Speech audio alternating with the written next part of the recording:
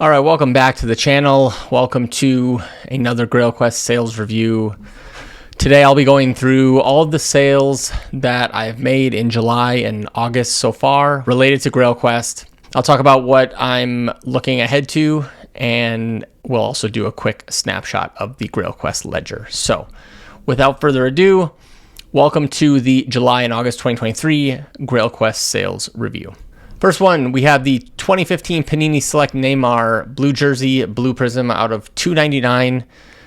This one I sold raw via consignment on eBay. It was just not in gradable condition, or at least, for purposes of this bankroll challenge, probably not in at least PSA 9 condition. These select cards are pretty condition sensitive, especially on the back. There's a lot of black and just prone to chipping. Was all in this card for $16.42. Ended up selling it for $16.96 after fees. So we netted 54 cents or 3% profit. Happy to, as I always say, happy to get my money back on raw, or if we were to grade and get a PSA 9, happy to get money back. Obviously the idea here is break even on things that you don't grade or PSA 9s, and then hopefully make all of the money on the PSA 10s. Much easier said than done, but this is an example of how that works out. And we'll, take that and move on. The next one, 2018 Court Kings, Shai Gilgeous-Alexander. This is the rookie level 1. Really love these cards. They're kind of a canvasy material and very artistic looking. Obviously looks like a portrait. Rookie level 1 is the least rare out of all of them. This one had some, I believe, back chipping, which is common with this set. Again, sold this via consignment. Was all in for $13.70. And we actually sold it for $21.60 after fees. I think this is actually a pretty good example of the type of cards I like to target, because I was able to get this for pretty cheap. Actually bought a level 2 and level 3 along with this that I did send off for grading. And you can see, obviously, selling via eBay, there's still high demand for this. He's, first team All-NBA, one of the rising young stars of the NBA. So $7.90, still made a 58% profit even without grading. So this is a good example of knowing when to sell raw versus grade. Had we graded and added another $19 to this, even in a PSA 9, we probably don't make this profit in a PSA 9. So happy with that. Next, 2022 Panini Mosaic. This is the Giannis Antetokounmpo red and gold choice out of 88. $23.41. And again, we basically broke even. We made 54 cents again on this one and a 2% profit. So again, so far so good. Obviously would have loved to be able to grade these. Personally, I really prefer and enjoy grading, but sometimes it just makes sense to cut your losses, or at least limit your downside, I guess is the better way to look at it. So we'll take that and we'll keep it moving. 2022 Mosaic World Cup Neymar red and gold choice.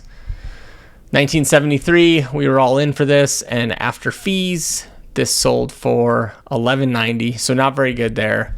Lost basically 40%.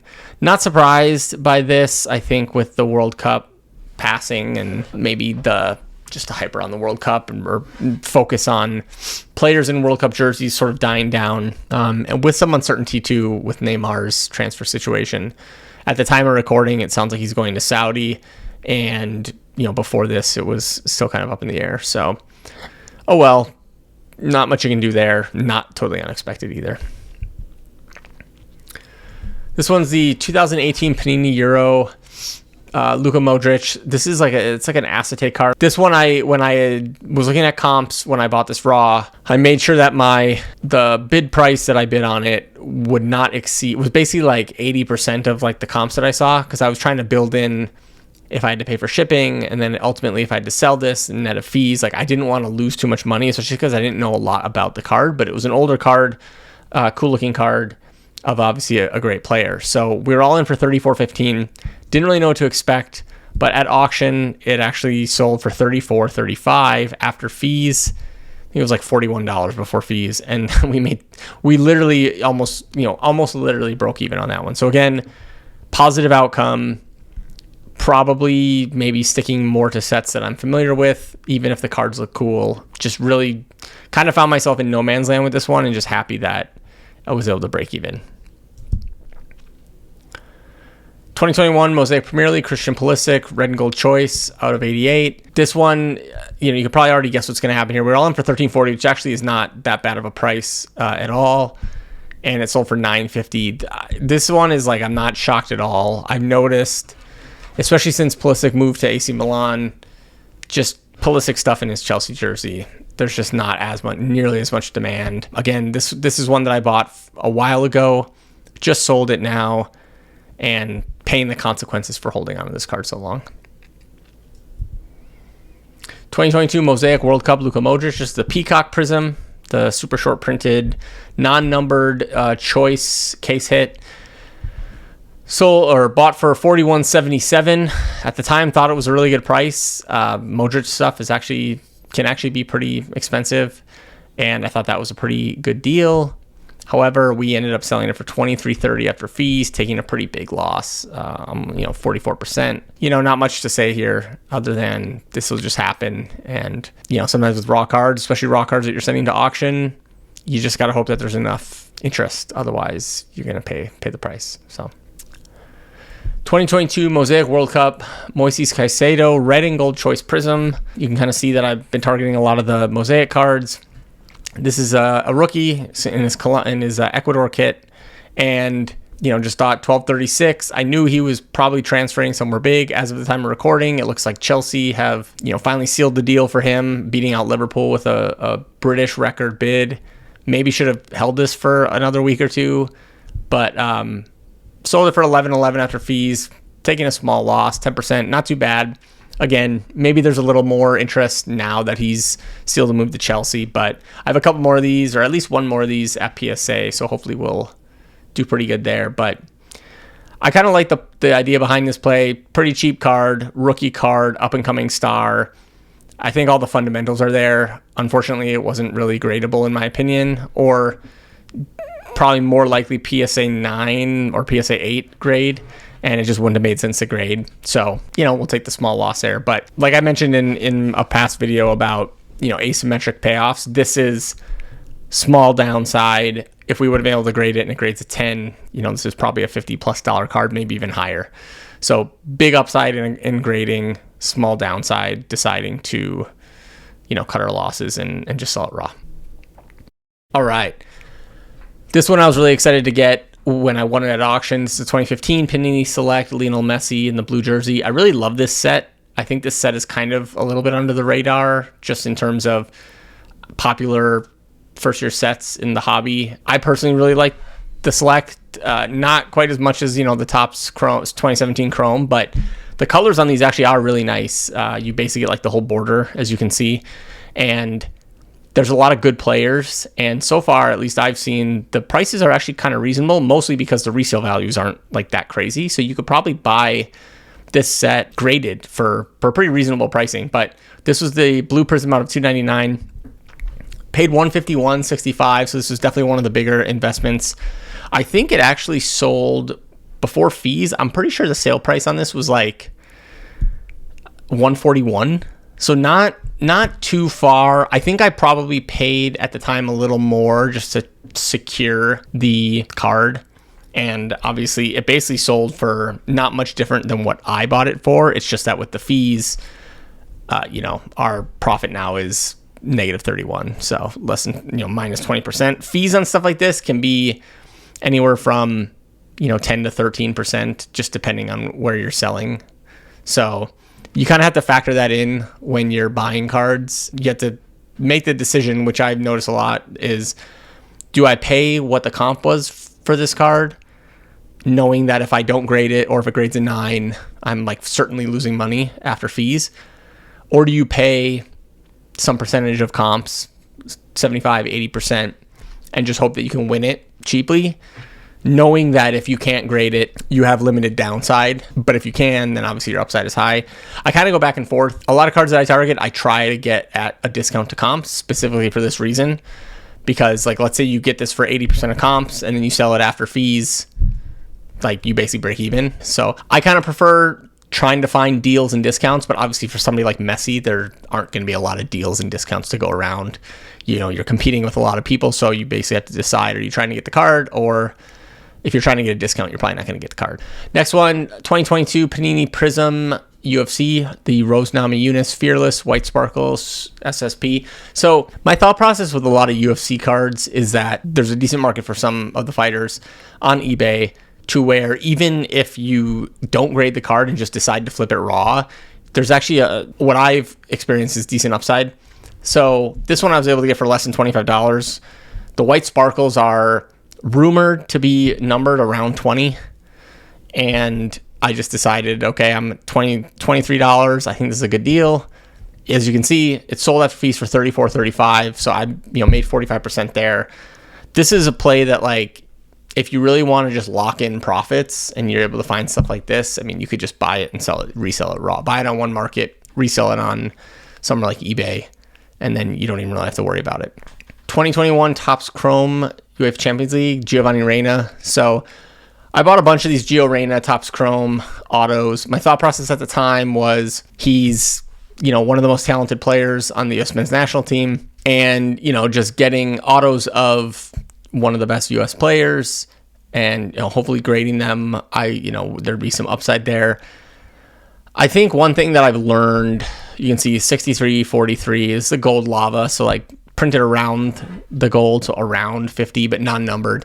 6343 in cost, I mean, it sold for like $30. One thing I've learned with Giovanni Reyna, I don't know what it is, but I think in China or like overseas markets where I get some of these cards, I think he's valued much more highly than he is maybe on eBay in the US. There's just some players like that, and some players it's reverse, where they're valued less overseas or in other markets and they're valued much more highly in the US. But you can see, I mean, this one, I think the other problem with this one and the next one that I'll show you is I bought these cards in like January and they just sold at the end of July. And a lot of that reason is just that I bought a bunch of cards. By the time I shipped them and then sifted through them and then submitted them for PSA, it was just too much time had passed. I mean, that's just holding a card for 6 months. Even if I would have graded this and it would have graded a 10, it's like we're probably eking out a profit. So this is just a good example of one that I just need to keep these moving. Like, if it's not gradable, fine, but just sell it, So unfortunately took a pretty big loss there. Learned a pretty valuable lesson. And same with this one. This is the gold refractor out of 50 raw. I just figured these, gold, orange, some of these like shorter printed autos of Gio Reyna, I just thought that would be, desirable cards. This one we were all in for 80, which even in hindsight feels like a ton of money. And it sold for basically the same price. So we're just taking massive losses here. I think a lot of this is just a function of where the market was when I bought these in January versus where his market is right now. He's been hurt. So just kind of happy to kind of move these, but not super stoked about the fact that we bought these in the first place. But okay, next one, speaking of lessons learned, 2021-22 Mosaic Premier League, Virgil van Dijk pink fluorescent, numbered 4 out of 10, jersey numbered, he's number 4, PSA 10. This is a pop 2. Obviously the jersey number is a pop 1, but I sold this one on Golden. There's a few cards here that I've sold on Golden. The reason was because I heard good things about the platform, and currently, at least based on the sale that I just had, they are paying out 100% of the hammer fee. So basically, whatever this sells for, I get paid, and then they charge a buyer's premium on top. I don't know how long they're going to do that. I know other auction platforms eventually will adjust their percentage payout based on the final value, but I thought that was, hey, why not try it out? This is one of the first cards I graded as part of Grail Quest. I was kind of holding out, hoping to like make money on it, and eventually just decided like we're going to send it to auction because we need to keep things moving. Was all in for $87. This is also back when grading was $34, $35, including like shipping and all that stuff, the $30 level. Definitely in this card for much more than we probably wanted to be. Unfortunately, it only sold for $55, and we took a pretty big loss there. And not surprising, like I said, kind of just wanted to like keep things moving and at least provide an update of the sale and then have the money back in our bankroll. But kind of a bummer. The Genesis sold recently. We sold it for I think $82. So kind of surprised that the Genesis sold for so much more. I realized that a pink fluorescent parallel with a red jersey isn't necessarily the most aesthetically pleasing card, but it is jersey number. So this just goes back to this probably not being the right type of card to buy as part of a bankroll challenge. So again, lessons learned. Hopefully you all don't make the same mistake that I did. Here we go. 2018 Panini Donruss Optic, Timothy Weah, Purple Velocity, rated rookie out of 125 in the US kit. Personally, a big fan of Optic. I know they haven't really made it since this 2018 year, but I love Optic. Love the rated rookies. They have them in other sports. Love that this is a Weah rookie in his US kit. Only a pop 6 in PSA 10. Again, sold it on Golden. We were in it for $62.35, which I thought was a pretty good price. It did sell for $75, so probably not as much as I had hoped. I think I had initially estimated or projected that this could sell for closer to $100. Still made a $12.65 profit, 20%. Can't really complain about that, but a little lighter than I would have hoped, but profit is profit, and so we'll keep moving. All right, this one I was pretty excited about, not only to get back, but to see how this would sell. So this is the 2022 Panini Prism World Cup, Weston McKennie. Maroon Prism out of 22. So this is the first and only time they've done a Maroon Prism, which was specific to the Qatar World Cup. Numbered out of 22 for the 2022 World Cup. This is numbered 8, which is his jersey number. It got a PSA 10. It's a pop 1. Just the perfect storm of things going for it. We were in for $82. Not a bad price. I think I paid $60 for the card raw. But I think a Gio Reyna of this card went for like $250 or somewhere around there. And I was expecting, hey, PSA 10 jersey number. Like we could definitely be up in the 200 plus range. And sold for $102. So again, not bad. Almost 25% profit, $19.55. But I think there's basically what I'm seeing happening with a lot of these sales is even the ones that we do well on like this, the resale values have kind of come down relative to where they maybe were when I bought the card. But the problem is because the resale values were higher overall when I bought this card, my costs that I'm into this card for are higher. So it's like the costs are higher and the resale values are lower, which ultimately is just shrinking our profits, which just goes back to like getting cards, grading them, selling them as soon as possible before these movements can happen. Unless we get to a point in the market where prices are very clearly rising, and then it's a matter of, okay, maybe you can hold for a little longer and wait for the right time. But prices have not been rising in the soccer card market, at least for most cards, for a while now. All right, last one. 2006 Panini Nocia Ronaldinho. This is the Los Cracks de la Liga. This is one of the disc cards. Only a pop 1 higher. I think, yeah, as you might have remembered from my preview or my pickup video, I bought this for $14, including the $19 grading fee plus like shipping and insurance and stuff. We're in for $34.40. I thought that even in a PSA 9, this card would be, we'd still be able to make profit. And because of just how scarce it was, there could be some upside. Again, admittedly, bought this only because when I looked at the pop report, there was hardly any. And I was able to buy it for what I thought was a good price at $14. And it sold for $35. So we were kind of right. But, 60-cent profit, 2%. Nothing crazy. Happy to make our money back. Again, a set that I'm not really super familiar with and probably would not advise people be buying cards that they're not really familiar with. I just figured Ronaldinho, $14. It was, the downside was minimal, but happy to get the 9 and happy to, eke out a small profit there. All right, so that kind of brings us to the end here. This is actually the first sales review where we took a loss. You can see the total profit on all these cards is negative $125, so it's obviously a loss, not a profit. Minus 16% ROI. Yeah, not much to say other than, this just happens sometimes. Sometimes you take losses, and that's part of the game. Like, every card isn't going to be a winner. Every group of cards isn't going to be a winner. And the key is just to learn from your mistakes and try not to make the same mistakes over and over again. So a couple takeaways or a couple of just observations I made. One, stop buying Gio Reyna. It's kind of a tongue-in-cheek, but I think the broader theme is, instead of buying players that I think are cool or that I like, I think it's really more just looking at like refining a list of players, like which players are in demand, which sets are in demand. And unless you're going to get some crazy deal, I think just not chasing Gio Reyna refractor autos, things like that. It's kind of like shiny object syndrome, like looking at, oh, this is a cool looking card. Imagine if I got PSA 10s and all these. Just really being a little more clear about the types of players and the types of sets I'm targeting.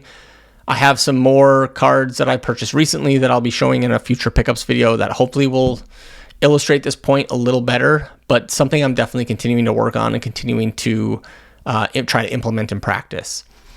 Next, I talk about just developing a repeatable system. This really comes down to me moving keeping cards moving. I love buying cards. I get really excited winning cards in auctions, and then the cards get here and I kind of just like let them sit. Life gets in the way, and like I'll get to them on the weekend or whatever. And then before I know it, it's like 3 weeks went by and I haven't even touched the box of cards, right? I think I need to be more intentional about reviewing the cards, figuring out which ones I'm going to grade, figuring out which ones I'm not going to grade. And the ones that I'm not going to grade, I need to sell them as soon as possible. And the ones that I am going to grade, ideally would grade them as soon as possible. I've kind of been targeting like one PSA order per month, so that in a few months, I'll basically be getting like one back every month, and it'll be like a nice flywheel. But depending on how many cards I can purchase, maybe 2 per month, right? But just the point is like having a process for, I get the cards, here's what I do with them. Okay, this pile is, I'm not going to grade them, send them off, right? Just need to be more intentional and can't let cards sit in my closet for 4 months before I decide to sell them. And then the last thing is just that basketball and UFC continue to be kind of hot in the sense that, I buy a lot of cards from overseas, and it seems like at least that basketball and UFC are not as hot in those markets as maybe they are on eBay. So there's some opportunity there where even if you get a card that grades a 9 or that isn't gradable, there's still profit margin there. Whereas it seems like soccer is sort of, either hotter overseas or equally as hot to where if you're not getting 10s, you're really not making money for the most part on soccer cards. 9s, you can kind of break even sometimes, but really you're just losing money if you're not grading and getting 10s. So I think going forward, I'm going to continue to explore like other sports, other players, again, focusing on certain players, certain sets. Like I'm not just going to buy every football or basketball rookie, but instead like focusing on, popular players, legends, things like that. Yeah, just trying to be more intentional about the things that I'm buying. And we've built up a good amount of a bankroll, but it's been basically a year. And it's like thinking about, okay, how can I accelerate the rate of growth here? Are there certain cards? Are there certain types of plays that I can make? Probably plan to take a step back and think a little bit more about that, especially with a new soccer season and really all sports seasons kind of kicking off. But we'll definitely be sure to share that with you as soon as I refine it and figure it out. But that's going to do it for today. I will do a very quick ledger snapshot next, just to give you, a sense of where we are at in our bankroll. But thanks again for tuning in, and I'll talk to you guys again soon. Okay, here's a really quick look at our Grail Quest bankroll. Started with an initial investment of $1,000, purchases of a little over $3,100, grading fees, shipping fees of a little over $1,100 in total. And then we've had about $4,300 of sales. Our current bankroll is at $1,072.99. If you look at row 12, profit on items sold, we're still at almost $1,000 profit on items sold, 29% ROI. Bankroll including receivables, row 19, you can see that's basically assuming we get just our cost back on everything else that we haven't sold. We're at almost $2,000. So we have basically doubled our bankroll so far in about a year. Took a little bit of a loss in this last batch, but still overall sitting pretty good. The only thing I want to show really quickly on the tracker is you can see if I scroll down, any of the rows highlighted in like this light green color, so like that, these are cards that are at PSA. So there's 1, 5, 6, 7, 8, 9, 10, 11, 12, 13, 16, basically like 20, almost 25 cards at PSA. If we just break even on all these cards, so let's just say we get basically PSA 9s on most of them, we should still be around 1978 total bankroll. So basically still double. If we can get a high gem rate of PSA 10s, we should stand to improve that total bankroll to probably something over, 2,000, 2,100, etc. So still looking really good. Still pretty far away from the Lionel Messi. I know I mentioned it earlier in the video, but just gonna kind of step back and think about like how can we start to accelerate our rate of growth there.